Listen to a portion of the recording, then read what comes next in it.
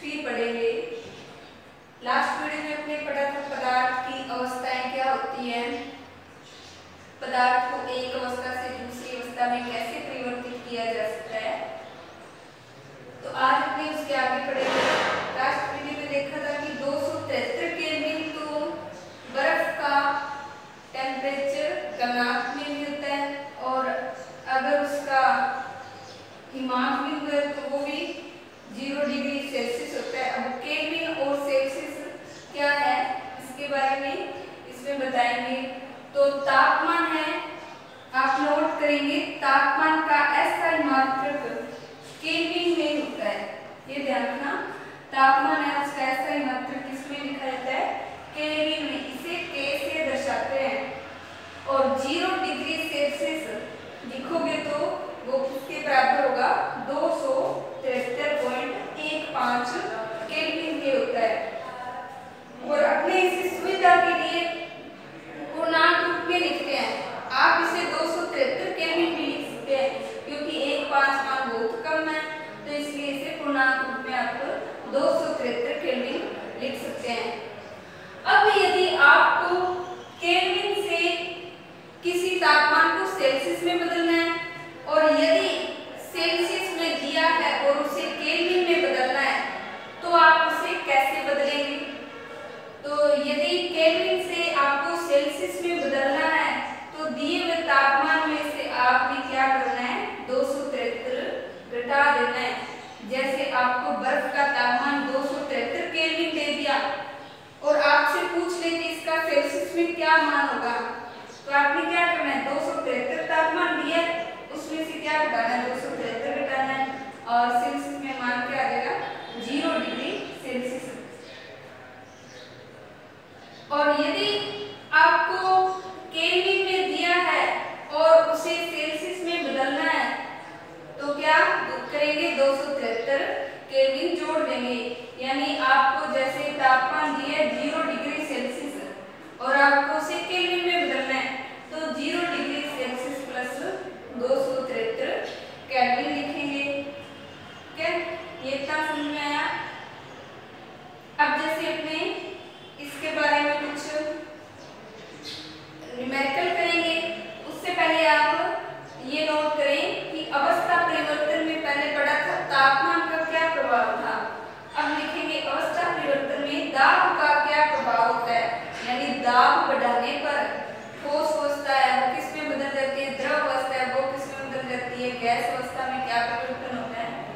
तो सबसे पहले जो वायुमंडलीय दाब है, यदि वो एक एटमॉस्फेयर, वायुमंडलीय दाब की इकाई है, एटमॉस्फेयर में मापते हैं, तो ठोस CO2 है वो सीधे ही ठोस से वो सीधे गैस में बदल जाती है, मतलब द्रव में नहीं बदलेगी।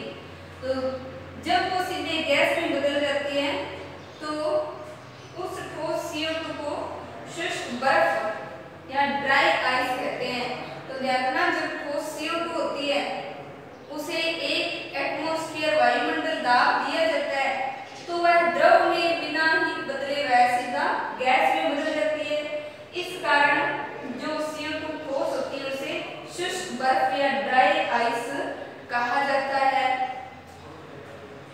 तो उससे पहले अपने एक आरेख द्वारा तीनों अवस्थाओं को समझाते हैं कि ठोस से द्रव में कैसे बदलती है, द्रव से गैस में कैसे बदलती है। तो इतना हमने नोट कर लिया होगा। आगे अपनी अवस्था परिवर्तन का आरेख बनाते हैं।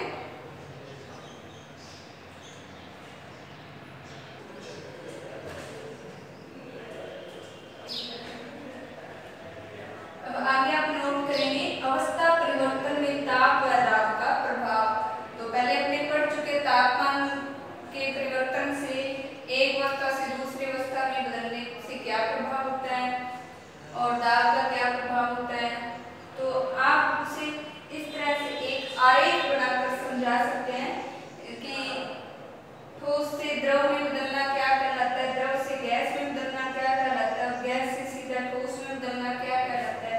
तो सबसे पहले देखो, यदि ठोस है वो सीधा द्रव में बदल रहा है, यानी बर्फ पिघलकर पानी बन रही है, तो उसे संगलन बोलेंगे। इस तरह से तीर का निशान है, मतलब ठोस से द्रव में बदल रहा है, इसे संगलन यानी किसी चीज का गलना, अगर ठोस है वो गल के द्रव बन रही है तो उसे संगलन बोलते हैं। फिर यदि द्रव है वो ठोस में बदल गया, यानी पानी लिया वह उसे बर्फ में बदल गया पानी को, तो पानी से ठोस में बदलना वो हिमांक या जमुना कहलाता है। तो समझिए होंगे, ठोस से द्रव में बदलना संगलन और द्रव से ठोस में बदलना जमुना। अब यदि आपने कोई द्रव वस्तु ली, जैसे पानी लिया, उसे उबालकर गैस अवस्था में बदला, तो जब द्रव है वो गैस में बदल जाता है तो उसे क्या कहते हैं? वाष्पीकरण। तो द्रव से गैस में बदलना वाष्पीकरण कहलाता है। और यदि गैस से वापस द्रव अवस्था में बदल गए हैं तो उसे संघनन, मतलब जल वाष्प है उसका जमाव होने पर वह द्रव के रूप में दिखाई देगी तो उसे संघनन कहते हैं। गैस के कण है वो जुड़कर संघनन यानी कण है वो देखो आसपास आ जाते तो वह द्रव अवस्था में बदल जाती है। यदि गैस है वह ठोस में बदल रही है तो गैस से ठोस में बदलना निक्षेपण कहलाता है। जब किसी गैस को आप मतलब जमाओगे तो वह जमने के बाद यदि आपको ठोस अवस्था में दिखाई देने लगेगी तो उसे निक्षेपण कहते हैं। जैसे अमोनिया गैस होगी, ये गैस रूप में तो एक दूर दूर कण रहेंगे, यदि उन कणों को आप जमाव बिंदु पर लेके आएंगे तो ठोस होना निक्षेपण कहलाएगा। और यदि ठोस से कोई पदार्थ वो सीधा गैस में बदल जाता है तो गैस में बदलना ऊर्ध्वपतन कहलाता है। जैसे नेफ्थलीन की गोलियां वो सीधे ही ठोस से गैस में बदल जाती हैं तो ऊर्ध्वपतन कहलाता है। ऊर्ध्वपतन की परिभाषा लिखोगे, यदि कोई वस्तु ठोस से सीधे गैस अवस्था में बदल रही है तो उसे ऊर्ध्वपतन कहते हैं। और निक्षेपण भी लिखोगे, यदि कोई वस्तु गैस से ठोस अवस्था में बदल रही है तो उसे निक्षेपण कहते हैं।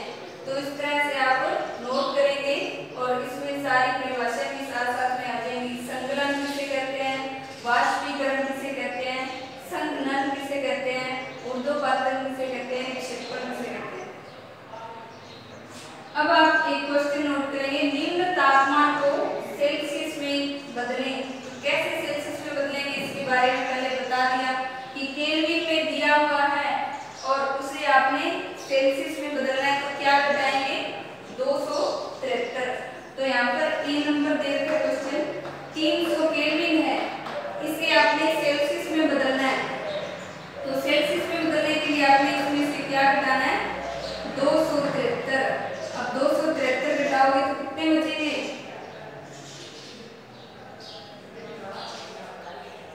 27 डिग्री सेल्सियस। घटा के देखना, 27 डिग्री सेल्सियस बचेगा। फिर दूसरा 573 केल्विन है, इसे सेल्सियस में बदलोगे तो कितना मान आएगा? 573 में से आप 273 केल्विन घटा दोगे। 573 केल्विन दे रखा है, इसे सेल्सियस में बदलना है तो 573 में से 273 घटाओगे तो 300 सेल्सियस आ जाएगा, 300 डिग्री सेल्सियस। तो इस तरह से आप केल्विन से सेल्सियस में बदल सकते हैं। फिर आगे दूसरा क्वेश्चन दिया है, निम्न तापमान पर जल की भौतिक अवस्था क्या होगी? यानी सेल्सियस में दे रखा है तापमान, अब इसे आप केल्विन में बदलोगे और केल्विन में बदलने के लिए क्या करना है? 273 केल्विन जोड़ना है। 273 जोड़ोगे तो केल्विन में मान आएगा और आप उस मान को देखकर बता सकते हैं कि जल ठोस अवस्था में है या द्रव में है या गैस में। तो यहाँ पर दे रखा है 250 डिग्री सेल्सियस। अब 250 डिग्री सेल्सियस है, इसमें क्या जोड़ेंगे? 273 जोड़ेंगे तो कितना आएगा केल्विन में मान?